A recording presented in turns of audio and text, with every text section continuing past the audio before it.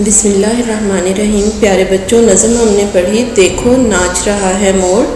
नज़म हम पढ़ चुके हैं। आज हम करने वाले हैं इसकी एक्सरसाइज को। आइए अब देखते हैं हम इसके कॉलम को। बाग में नाचा, कौन नाचा? मोर। धरती पर छाई, क्या छाई? हरियाली। फूलों और फलों के गहने पहने। फूलों और फलों के गहने किसने पहने? बागों ने। मोर के पर होते हैं, कैसे होते हैं? रंग बिरंगे। कोयल करती है, कोयल क्या करती है? कू कू। कोयल की आवाज़ कैसी होती है? कू कू। गुलशन में खिलाया, क्या खिलाया? गुलजार।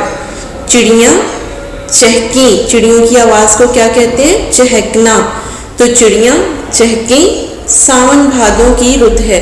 सावन भादों की रुत क्या है? बरसात।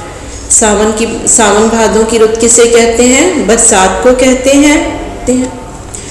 जी बच्चों, तो अब इसके अल्फाज मानी को देख लेते हैं।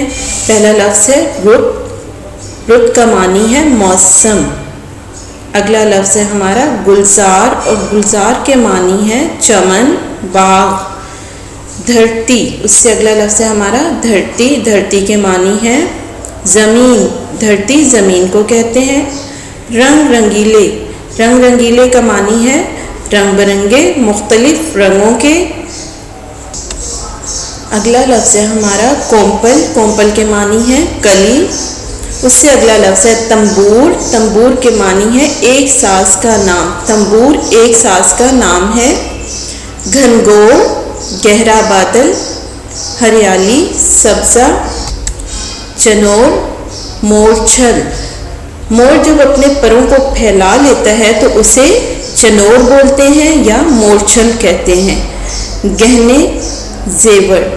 जी बच्चों, तो ये थे हमारे अल्फाज मानी। एक्सरसाइज हमारी मुकम्मल हो चुकी है। इसे आपने याद भी कर लेना है और अपनी नीट नोटबुक में लिख भी लेना है। आज का लेक्चर हमारा यहीं पे ख़त्म होता है। फ़ी अमानिल्लाह।